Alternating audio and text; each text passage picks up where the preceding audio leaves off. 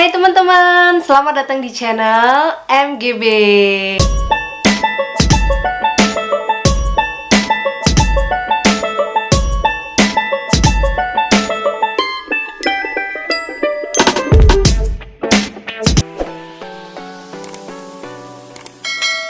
Di video kali ini saya akan membahas salah satu tanaman favorit saya.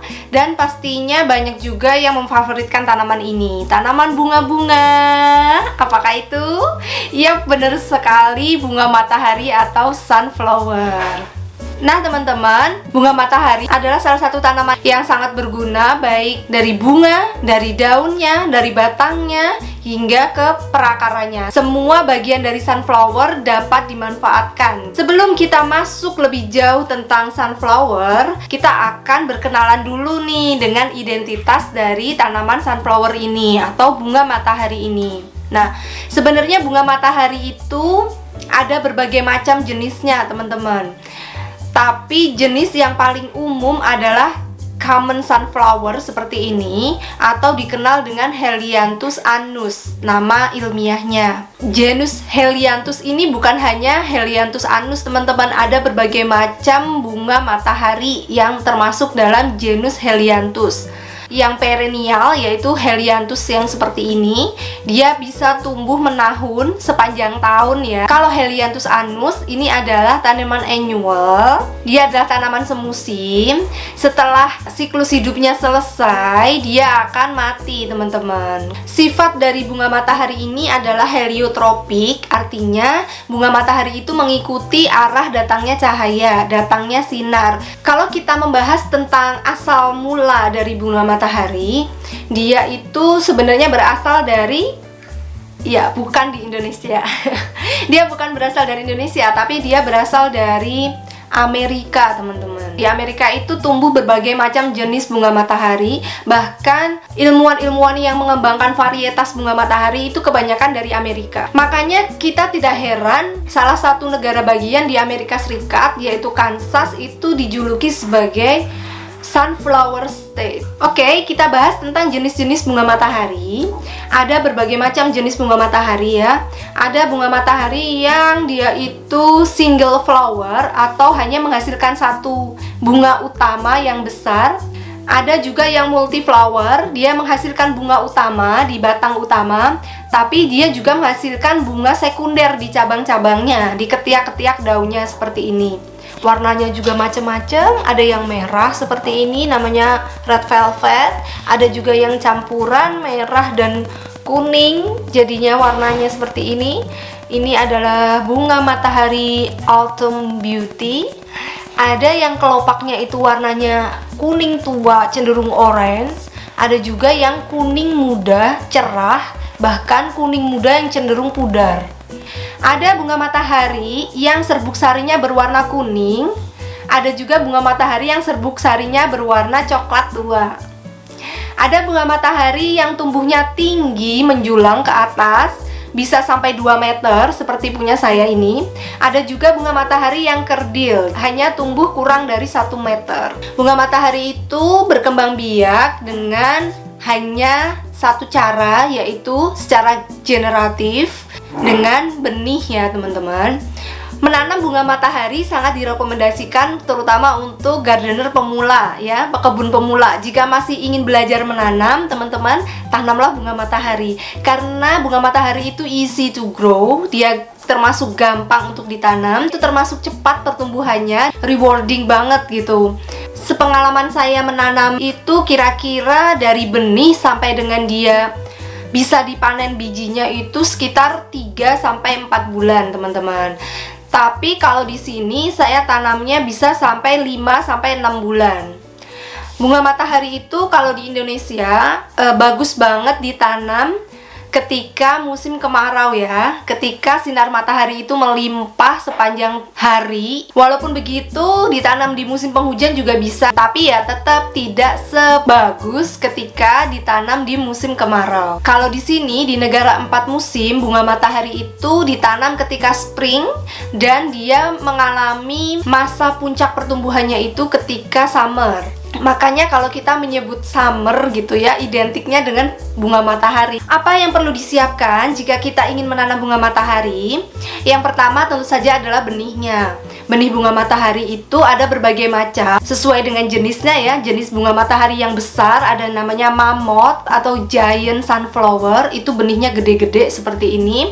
Lalu ada juga yang benihnya agak panjang-panjang, ada juga yang benihnya kecil-kecil, ada yang benihnya warnanya garis-garis hitam putih, ada yang hitam keseluruhan ya. Ada juga yang kecil sekali untuk jenis bunga matahari yang kerdil atau dwarf. Pilih benih dengan kualitas yang baik ya teman-teman. Benihnya masih tersegel, benihnya masih segar ya, belum kadaluarsa. Nah, agar hasil tanaman kita tumbuh dengan baik. Kalau saya biasanya melakukan penyemaian terlebih dulu sebelum ditanam di pot sesungguhnya atau di tanah ya. Media tanam yang saya gunakan adalah campuran dari kokopit, juga sekam bakar, bisa juga sekam mentah, dan juga tanah teman-teman. Kokopit itu gunanya untuk menahan air karena bunga matahari itu termasuk tanaman yang menyukai air ya teman-teman. Lalu ada juga sekam bakar atau sekam mentah, tujuannya adalah memberikan ruang agar tidak terlalu padat dan tanah kaya akan nutrisi. Biasanya menyemai bunga matahari ada yang menggunakan dengan cara direndam terlebih dahulu, direndam dalam air hangat kuku, jangan terlalu panas nanti bisa merusak ya. Karena bunga matahari kan bijinya diselimuti oleh lapisan yang keras sehingga dia akan lebih mudah ketika dia dilunakkan dulu lapisan kerasnya itu. Ada yang dengan cara dipecah ujung benihnya itu. Terserah teman-teman kalau mau memilih dengan cara yang seperti apa ya teman-teman. Nah, setelah itu langsung aja kita taruh di atas media tanam. Cara yang biasa saya gunakan adalah bagian yang runcing itu ada di bawah, karena bagian yang runcing itu adalah tempat tumbuhnya akar. Nanti agar memudahkan akarnya juga tumbuh menghujam tanah. Setelah kita semai, kita tunggu hingga pecah benih ya. Sering banget saya mengucapkan kata pecah benih. Buat teman-teman yang baru bergabung dan belum tahu apa sih pecah benih itu, pecah benih adalah ketika benih mengeluarkan bakal akar. Ada setitik putih-putih yang keluar dari benih. Nah, itu namanya pecah benih. Nah, ketika sudah pecah benih seperti ini, wajib sekali kita jemur ya. Nggak bosan-bosan saya ulang-ulang ini karena ini penting banget ya teman-teman. Ini sangat-sangat penting. Ketika sudah pecah benih, kita jemur di bawah sinar matahari pagi ya. Kira-kira jam 7 sampai jam 11. Nah, lalu jam 11 sampai sekitar jam 2 atau setengah 3 gitu kita teduhkan, karena itu terik-teriknya. Menghindari benihnya jadi gosong ya, jadi kering gosong gitu karena kena terik matahari. Tapi kalau pas cuacanya enak gitu ya, agak mendung-mendung gitu, nggak apa-apa kita jemur seharian. Nah, nanti nggak lama dia akan tumbuh daun-daun muda, daun kotiledon atau daun lembaga. Semaian yang baik itu adalah dia yang pendek ya, tapi daunnya banyak, tumbuhnya lebar dan sehat. Nah, ini contohnya yang udah sekitar 2 minggu kalau tidak salah ya. Dia mulai tumbuh daun sejati. Daun sejati itu seperti ini kalau bunga matahari, dia ada bulu-bulu halusnya.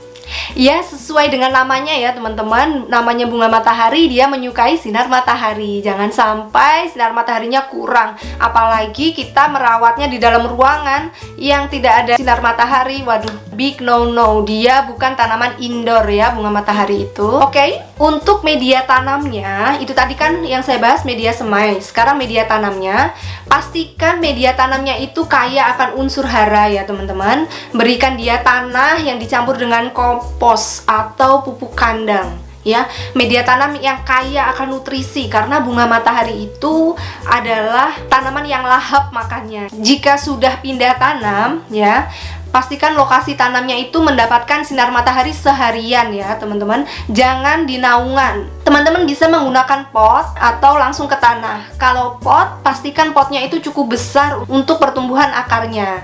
Karena kalau potnya kekecilan, nanti bunga mataharinya tumbuhnya juga kecil teman-teman. Tapi kalau teman-teman nggak punya pot yang besar, nggak apa-apa. Bisa teman-teman menanam jenis bunga matahari yang memang kecil ya, yang dwarf. Jika teman-teman menggunakan pot, pastikan memiliki lubang drainase yang memadai ya, karena bunga matahari itu nggak bisa kalau airnya tergenang, terlalu banyak air itu nggak bisa, nanti dia takutnya busuk ya teman-teman. Cara memanen bunga matahari adalah kita tunggu hingga bunganya itu menunduk ya. Ketika dia sudah menunduk, dia lama-lama akan layu. Nah, kalau kita lihat ya teman-teman, putiknya bunga matahari itu yang duluan mekar adalah yang ujungnya, yang pinggirnya ya teman-teman. Makin lama makin ke tengah, sehingga benih yang paling bagus itu, yang paling tua adalah benih yang di pinggir.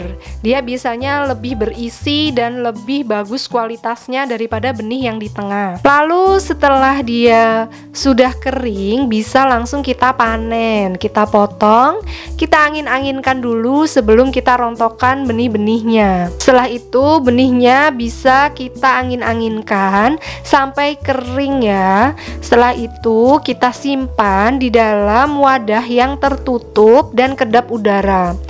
Letakkan di tempat yang gelap, kering, dan juga dingin agar benih kita lebih awet. Lama-lama akan mengering, akan kuning batangnya, batang bunga matahari, dan lama-lama bunga matahari pun akan mati. Nah, sekarang kita akan membahas tentang keuntungan dari menanam bunga matahari. Nah, yang pertama, keuntungan untuk kebun kita ketika kita menanam bunga matahari itu adalah dia sebagai tanaman yang mengundang polinator ya teman-teman. Dia mengundang serangga-serangga baik yang bertugas untuk menyerbuki tanaman kita. Jadi, bunga matahari itu cocok ditanam bersebelahan dengan sayur-sayuran seperti tomat, ya, cabai, timun juga bisa. Nah, serangga polinator itu juga akan membantu menyerbuki tanaman-tanaman di sebelahnya, tanaman-tanaman di sekelilingnya, sehingga makin banyak bunga yang diserbuki, makin banyak juga yang menjadi buah dan panen kita pun juga akan meningkat. Terus yang kedua, dia juga berfungsi sebagai tanaman refugia. Artinya dia adalah tanaman yang menyediakan makanan dan tempat perlindungan bagi serangga-serangga baik, serangga-serangga predator dari hama. Salah satunya adalah mantis, praying mantis kayak gini, belalang sembah.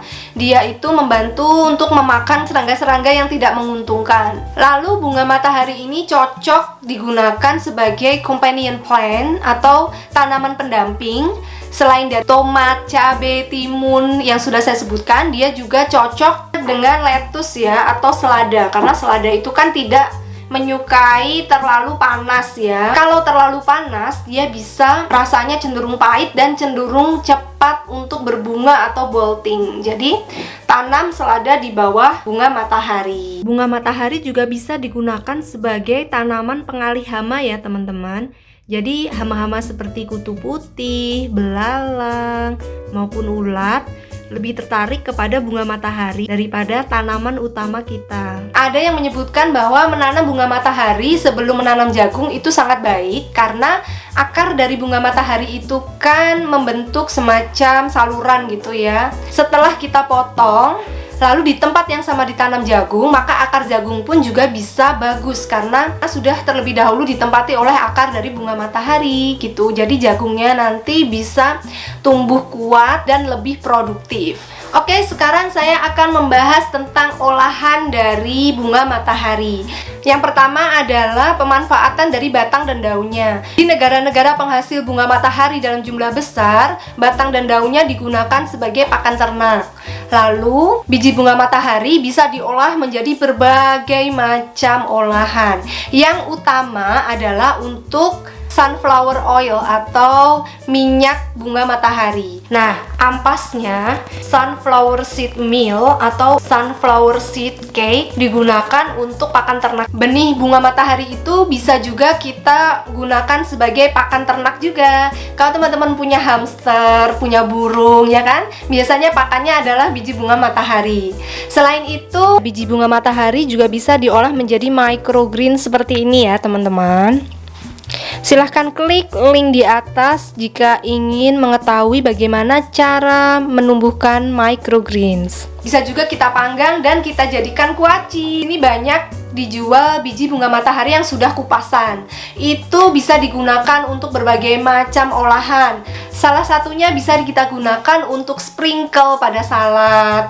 Bisa kita gunakan untuk candied sunflower seed seperti ini. Kalau di Jawa ada namanya geti ya teman-teman, dari biji wijen dan juga kacang. Nah, selain itu bisa juga diolah menjadi sunflower seed butter, atau ini selai biji bunga matahari ya. Mungkin ada yang alergi terhadap kacang, bisa dicoba menggunakan biji bunga matahari ya sebagai alternatifnya. Lalu bisa juga kita olah menjadi biskuit seperti ini, bisa kita olah menjadi roti dan berbagai macam olahan lainnya.